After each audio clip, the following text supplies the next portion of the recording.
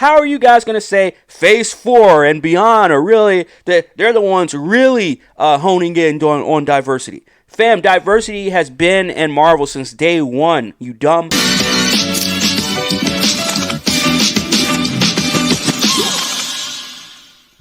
So, in this video, we're going to talk about Zoe Tarakis, however the fuck you say her name, as being the first trans person, apparently, casted in an MCU project.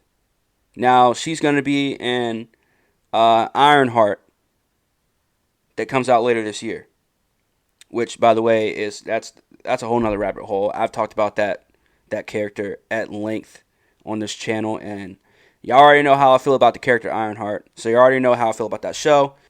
So now she's being interviewed by, of course, Perry Nemiroff from Collider. And you already know they're with the shits, right? They're with all the representation shits, right? Anyways, let's go ahead and get into what Zoe Tarakis has to say about trans kids. Just a quick spoiler alert, trans kids do not exist. Soon. I did want to end on one unrelated question because Zoe, I'm very excited for what's around the corner for you right now. It is a big deal. You should be very proud, and I know there's a lot of people who can't wait to see you in the MCU. I also want to say, pay attention to the question that is asked and pay attention to the answer. What does joining the MCU mean to you personally, but also what kind of influence do you want to have on that franchise? That's a great question. I think I was talking about this yesterday, actually. I think as trans people, you kind of, I mean, growing up, I didn't get to see myself anywhere, so I didn't really know that I existed. You're killing me. Next caller. And especially not in a superhero show or movie, I think. And so I think I just feel deeply grateful and moved that little trans kids and trans teens have something to look at and to know they exist and to know that, you know, they can have superpowers and that, you know, like that's where we belong. We don't just belong in trauma stories on the fringes, dying in things, you know. You're doing this because you're scared to death, like the rest of us, that you don't matter. And you know what? You're right. You don't. It's not important, okay? You're not important. Get used to it. We belong there with the big guys. So, yeah, it meant a lot to me. You know, when you belong somewhere with the big guys is when you can actually act. I'm glad that our generation, that my generation is not running the world right now. But we're next in line, unfortunately. And I have no hope for these people. None. Because they do shit. It's the little things. And when I say the little things, I'm talking about entertainment, right? And unfortunately, entertainment, social media, right? TV, movies, all that shit. For decades now, that's all humanity has been eaten up. It's been taken as gospel. There's no more fantasy this and fantasy that, because you're now implementing real shit into what's supposed to be a beloved entertainment franchise, a beloved fictional franchise. And now you're implementing trans this and trans that, gay this and gay that. But that's not all. Collider has an article where they actually uttered the words, Marvel Studios doesn't have the best record when it comes to diversity. The company has been making efforts to change that through Phase 4 and beyond. Are you fucking kidding me? Diversity? Lack of diversity in the MCU? Marvel Studios having a lack of diversity? Terrence Howard in Iron Man 1? And not only that, they placed him out for a darker skinned nigga and Don Cheadle in Iron Man 2, who has been Rhodey ever since. But we're talking about lack of diversity in Marvel Studios. It's ridiculous. It is absolutely ridiculous. Scarlett Johansson, Black Widow, introduced in Iron Man 2. Is that not diversity? Is that not diverse enough? Captain America 3, Captain America Civil War, we got Black Panther. And we got introduced to the Dora Milaje in the same fucking movie.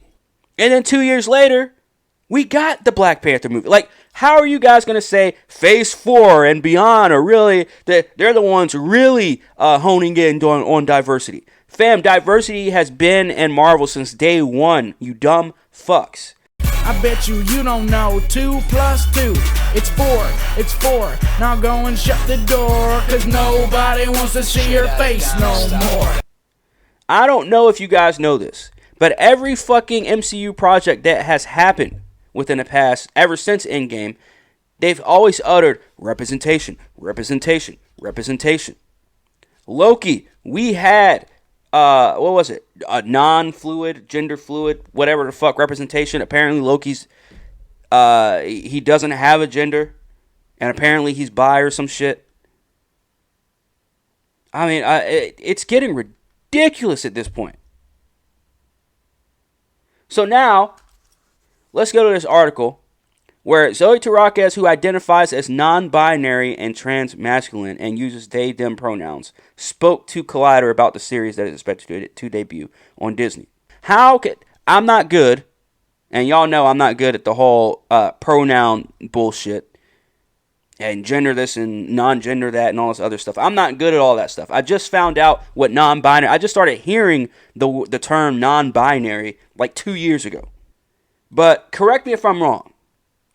You cannot be non-binary and trans at the same time. Does that make sense? I don't think that makes sense. But again, correct me. Let me know in the comments if I'm wrong about that. But let's go back to that video. Let's go back to where Perry Nemiroff asked old girl about the role in your MCU. How do you feel on a personal level? How does it feel? You know what she went into? She went into, yeah, I turned myself into a dude, or at least tried turning myself into a fucking dude. Because she chopped off, whatever. But she used to have tits. So that's all I'll say about that. But that's all she really went into. She only went into being trans and pushing that shit onto little kids. What the fuck? You are a piece of filth. You're a piece of dog shit. You literally are. Yeah. That's why I don't have any fucking remorse in anything I say in this fucking video. You want to know why? Because they don't have any remorse on what the fuck they're doing to kids. They don't have any fucking remorse in what they're doing to people that don't feel the same way they do, but still appreciate the product. Still appreciate that IP. X-Men is my favorite. I shouldn't say my favorite, but X-Men is one of my favorite IPs. The cartoon show is awesome. The comic books were awesome.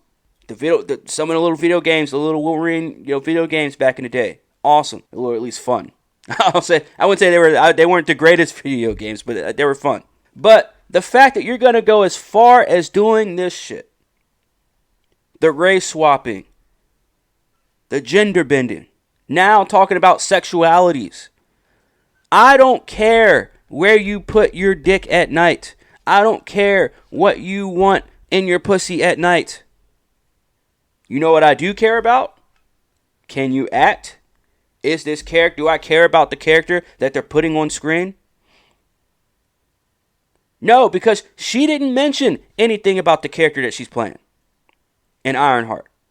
You know what Zoe mentioned? Zoe mentioned, yeah, I'm trans and I want to push it on little kids because I didn't see myself on screen as a kid. That is not something she generally felt as a kid. That is something that was regurgitated.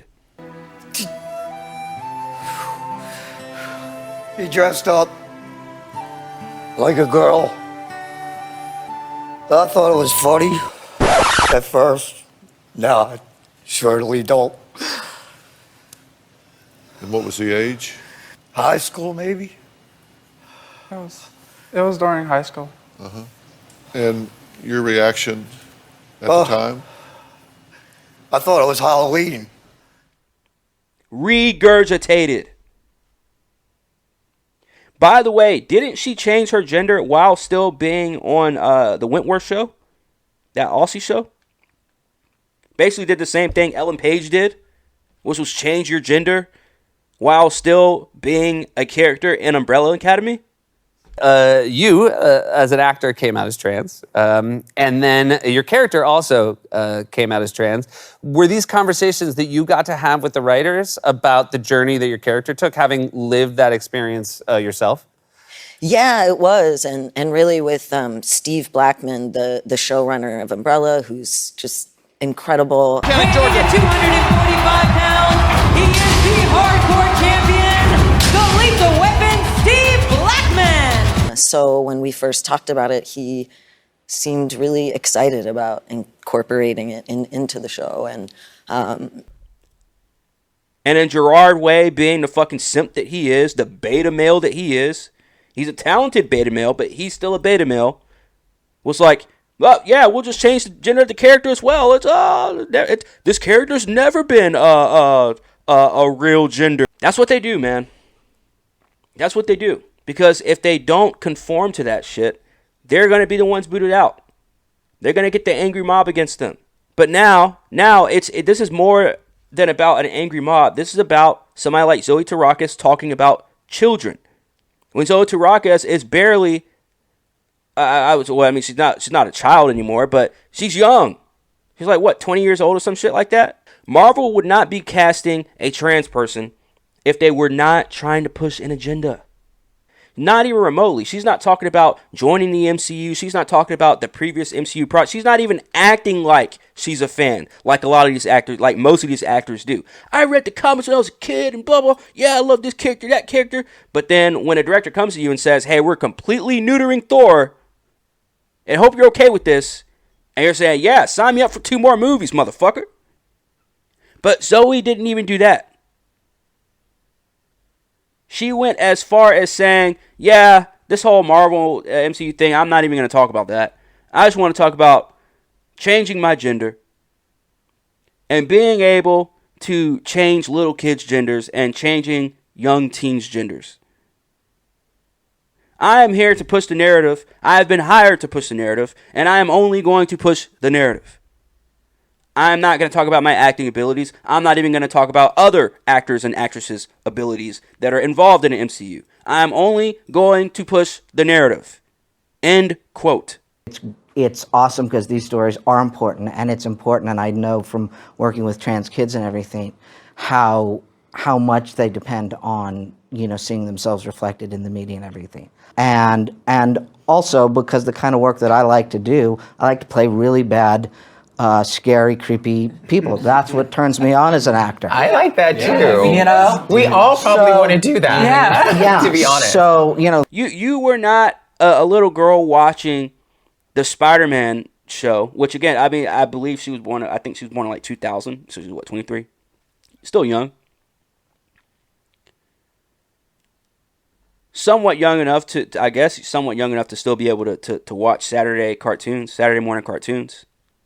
Marvel Saturday morning cartoons. She could have spoke about that, but she didn't even speak about that.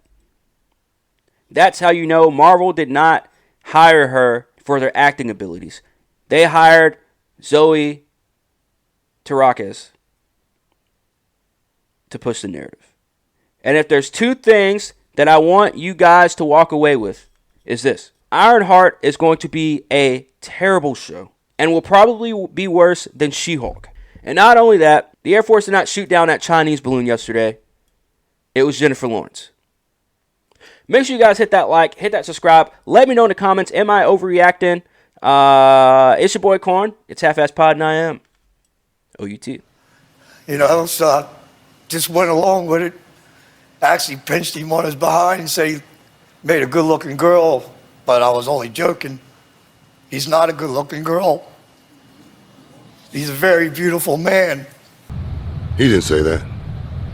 Tell me he didn't just say that. I thought it was Halloween.